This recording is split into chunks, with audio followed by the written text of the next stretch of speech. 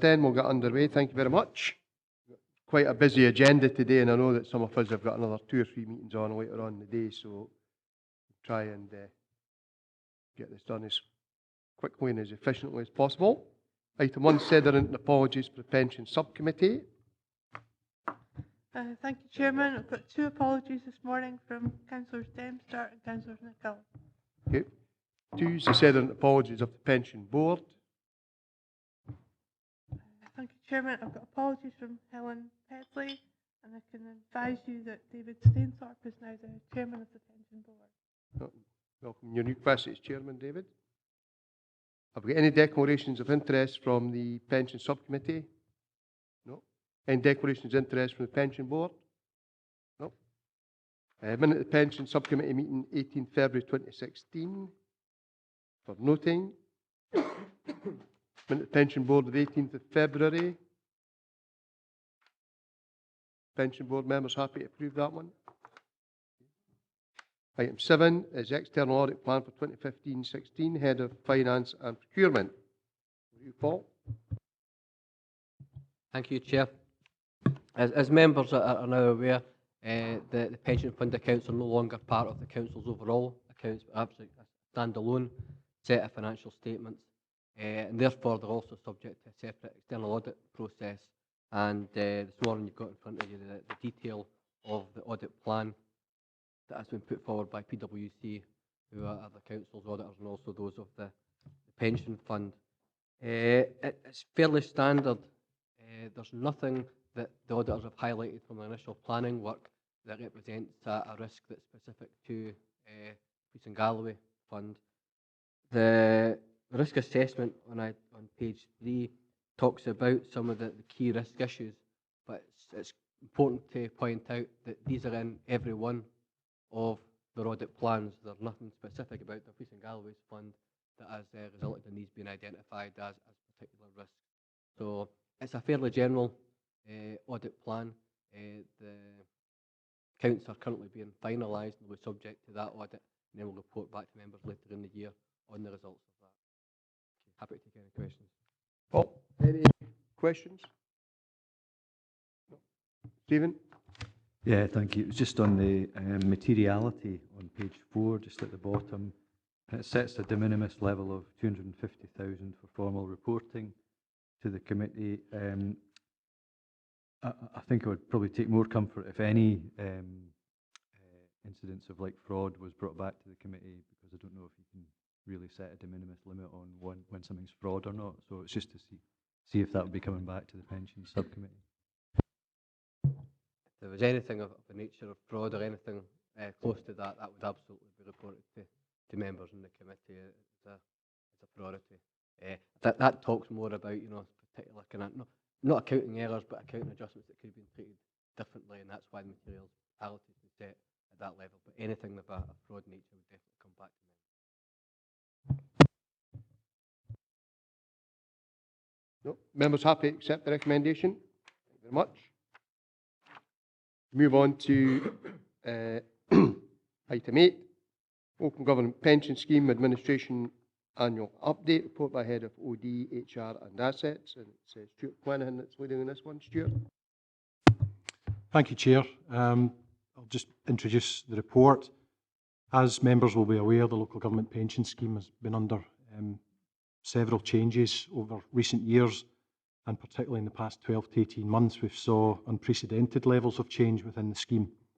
The changes are so fundamental that they have required upgrades to systems, processes, the need to expand the team, and acquire new knowledge and skills in order to administer the new scheme. All of the changes are, of course, designed to keep the local government pension scheme sustainable into the future, and it remains an important part of employee benefits. Despite these changes, my team have continued to deliver business as usual services, and overall performance of the team is good. We also support important other corporate work, such as the Council's reshape and our work on early retirement and voluntary severance. And as I've outlined in 3.13 of the report, there have been significant interest in early retirement. We've embarked on a number of roadshows across the region where my team have actually went out and spoke to individuals face to face. And the feedback that we've received from staff using the roadshows has been positive. Our aim is to ensure that we provide accurate information as quickly as possible to both staff and managers as they consider the issues through early retirement and voluntary severance. Also, in terms of the report, we are focusing in the next year on our communication strategy, and our policy is attached to Appendix 2. We want to continue to focus and engage and improve our communications with our stakeholders, and the implementation of this policy that's presented today will enable us to clearly focus on the important objectives, which is to improve the understanding of an ever-increasingly complex scheme, to promote the benefits of the scheme, and to keep stakeholders up to date with changes. Chair, I'm happy to take any questions. Any questions, members? Thanks, Chair. Looking at Appendix 1, it gives you the contributions across the last couple of years there. This financial year, there was quite an increase in pension contributions, or that's what it looked like anyway. I just wondered how effect that would have on the pot. Is that going to the pot, or is it going to the UK government, that pension increase that we all paid starting in April?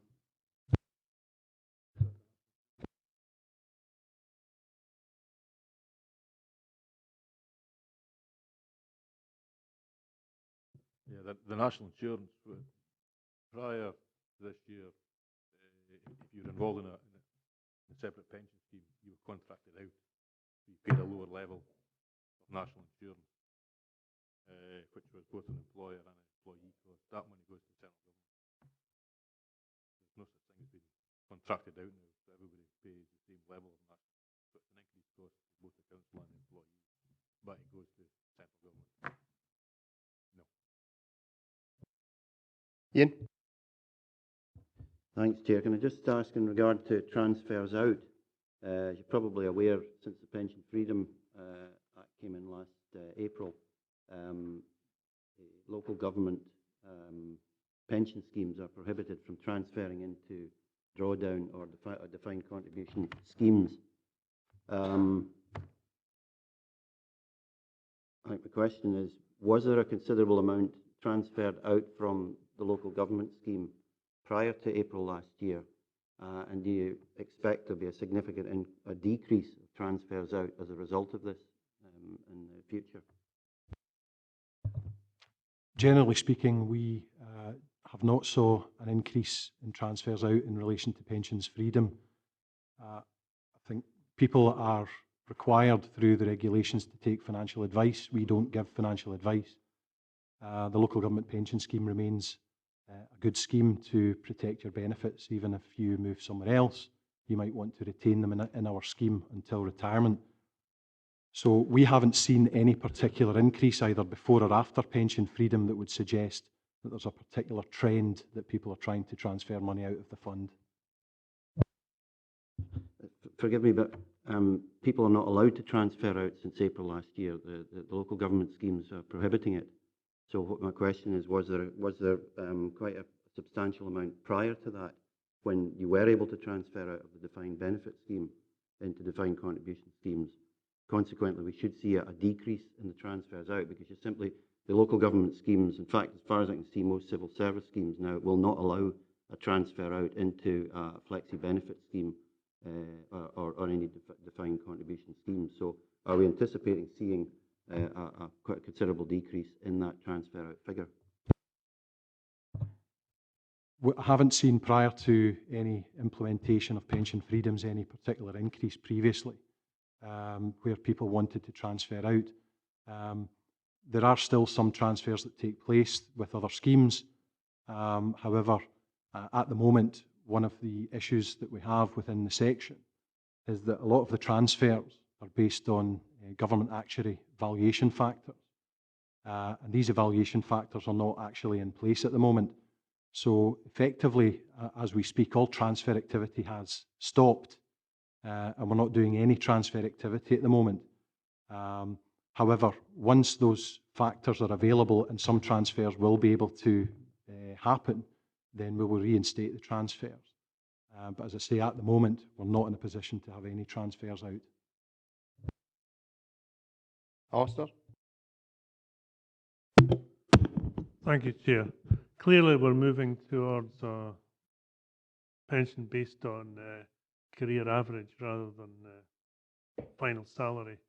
I just wanted some detail as to how that would work out in terms of employees who perhaps, for example, had half their contributions pre-1st of April 2015 and maybe half after, just as to make it a simple, more simple by way of explanation.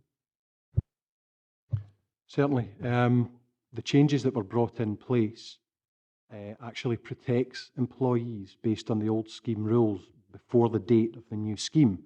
So, for example, any membership that was accrued prior to the 1st of April 2015 under the old scheme, going forward, we have to still calculate it on a final salary basis.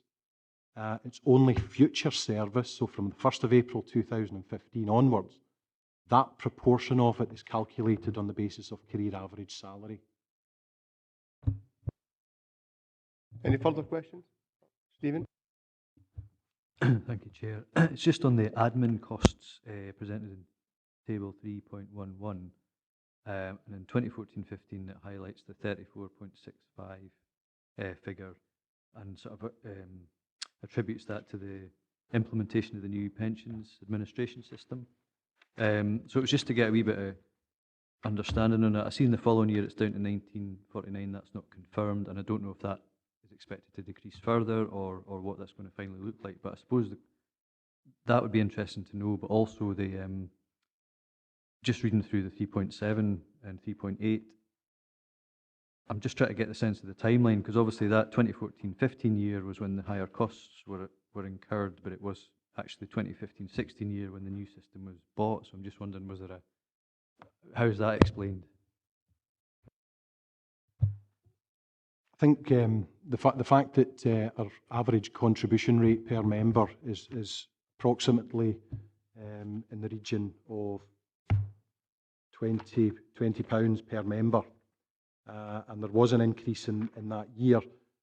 When we purchased the system, then we did it prior to 15-16. So even though the scheme was in force on the 1st of April 2015 till now, we obviously had to purchase the system and go through that process to make sure we were ready for the 1st of April 2015.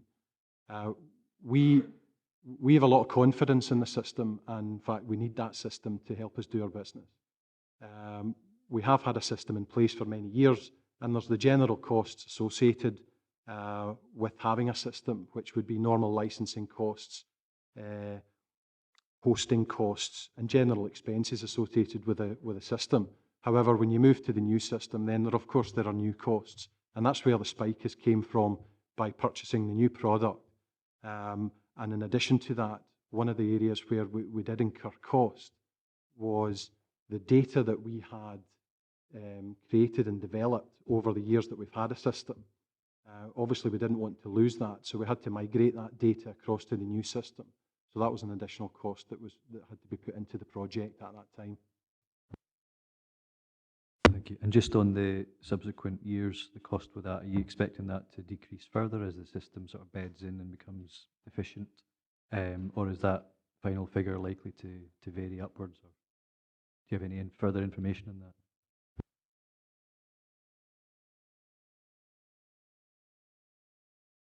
I think from our perspective, we've had a system in place for many years, and we've demonstrated fairly consistent costs to the fund over those years. I'm optimistic that those costs would remain within our benchmark that we've put in terms of our performance indicator. In terms of whether it would be a reduced cost from what we've quoted in the report, obviously it's not finalised yet, but I couldn't actually say whether it will be less than what's been quoted or whether it'll be slightly more, but it shouldn't be too far away from that. Thanks for letting me back into you. On page 8, under the communications objective, the second bullet point, and the question is, how many staff are members of the pension scheme?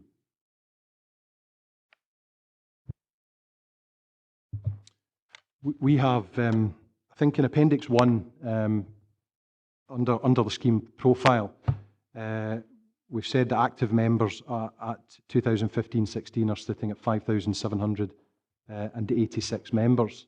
That's a high profile. We're normally looking at between 80 and 90%, closer to the 90% of the workforce that are in the local government pension scheme. And that we certainly seem to be in the upper quartile compared to other authorities, and that's obviously a good place to be. Any other questions?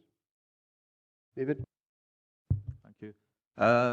Stuart, you mentioned the ERVS scheme earlier, which is the voluntary severance scheme. At the Pensions Board earlier today, we discussed a concern that had been raised around the information that people were given when they were deciding to sign up to volunteer, and the actual final outcome that they were getting in cash terms. We've heard of quite a few £100s of a difference in people's pensions. The board asked at its meeting if we get a report on the reasons for that, but I thought it would be useful to raise it here today just so that the subcommittee knew that had happened as well. Are you aware of any issues like that? I'm not aware of any issues, David, and thanks for raising it. I think we deal a lot in quotations as a service, and we try to have a policy whereby we underestimate for quotations. I think what I need to do is just look at the quotations that are going out and make sure that engage with the team to see that we are slightly underestimating rather than overestimating, because obviously these are important decisions, and we want to make sure that when people are ready to make that final decision, that the information they've got is in fact what they would get. So I'll take that on board and I'll report back on that. Thanks again, Chair. It's just actually on Appendix 1, I'm not sure what page it is, just on the data in terms of the contributions received to the fund. We can see from 2011 up to now, it's gone from 27.897 up to 28.542 million. And then pensions paid, 17.142 million up to 22.124 million for the same period. What's the best way to read that? Because that looks as if it could flag a concern, and what's the best way to interpret that in terms of reassurance to the subcommittee? It is a concern to the fund. I mean, obviously, as payroll numbers fall, the contributions fall accordingly, and as more people become entitled to benefits, then the cost of the pensions go up. What we've been doing in the past is the investments have been generating income, which has been used to subsidise balances in there. It's something that we'll be discussing. We've had initial discussions with Simon Robertson to look at how we deal with this going forward, but it is an issue that we've been aware of in the last year or so, that the cash flow position has been coming closer and closer. We've always been in a position where the income that's been generated from investments has been sufficient. So the annual cash flow of the fund is still positive, but we'll have to start looking at how we arrange our investments to ensure that that's still the case going forward. Thanks for that. So the sort of action's been taken to sort of look at how best to address that, but clearly that would be, as that number gets closer and closer, what are we sort of predicting for next year and the year after that in terms of, we've probably got a fairly fixed idea of what the contributions are likely to be, but in terms of how the pressure is put on the pensions paid out, do we have an idea of how that looks and how soon we'll get some kind of report back in terms of how we look at our strategy for dealing with that? I don't have any projections at the present moment of what the pensions are going forward. And that'll obviously come through from Stuart's side, the benefits side, but it will be an issue that will be raised with Hyman going forward. Well, that'll be taken care of when we do a triennial evaluation by the actuaries.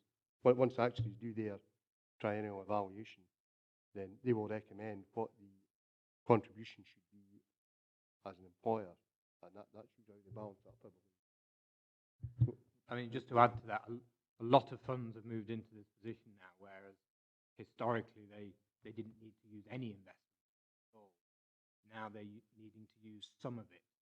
But we're only drawing a bit of the investment generated across all the assets. A lot more being generated that's still being reinvested. So there's a lot more income that we could draw down before we necessarily need to make big changes to the trust itself. Part of the system will be where are their sources that might want to. If the imbalance increases further, we have to think about the actual asset investment. There's a lot of investment that we're not doing. So we can look for other a lot of moved into it.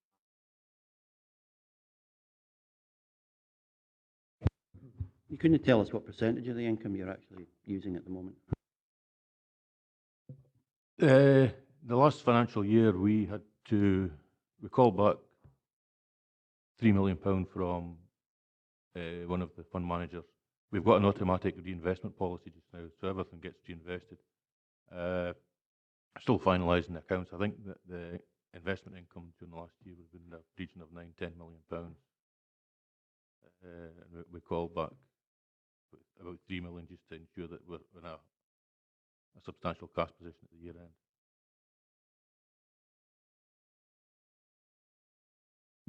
Thanks, Chair. I'm sure I've been told this before, but I've forgotten, so I'd be grateful if I could be reminded. Appendix 1, number and types of retirements, the rule of 85. The rule of 85 is when someone's age plus their service, when added together, reaches the number 85. And because of that, then they have an entitlement to access their benefits at certain ages.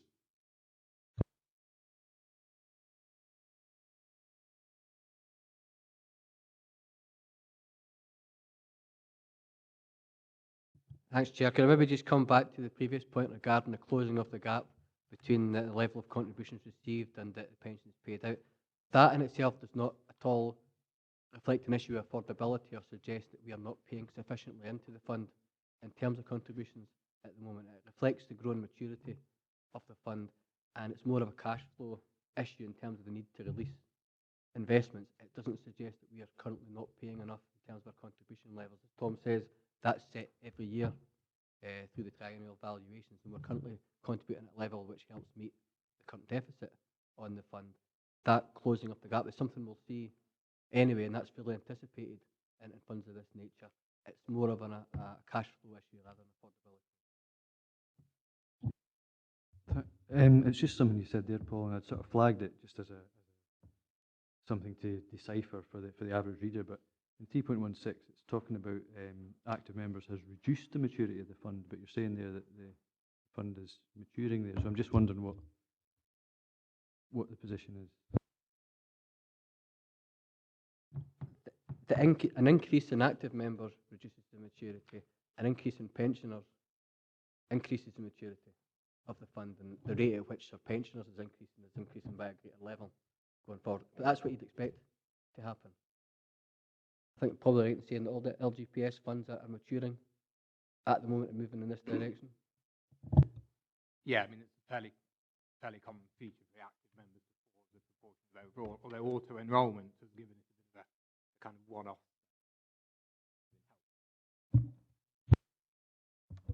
With your indulgence, Chair, but okay. So does that, in 3.16, the last sentence, does that mean it's reduced the rate of maturity of the fund rather than it's reduced the maturity of the fund? Yes, I mean, in isolation, that increase in active members has reduced the maturity of the fund, but if you look at it overall, with increasing the number of pensioners, there's a growing maturity of the fund. Okay. Any further questions? No. Move to recommendations. 2.1 note, 2.2 note, and 2.3 approve the Administrative Authority Communication Policy as shown in Appendix 2. Thank you very much. Then move on to item 9. Any other business deemed urgent by the Chairman? I haven't got any other business. Item 10, Local Government Scotland Act 1973. Consider adoption of the resolution to exclude the public from the meeting in terms of Section 50A 4 and paragraph 9 of Part 1, Schedule 7A for Local Government Scotland Act 1973. Members agreed? Thank you.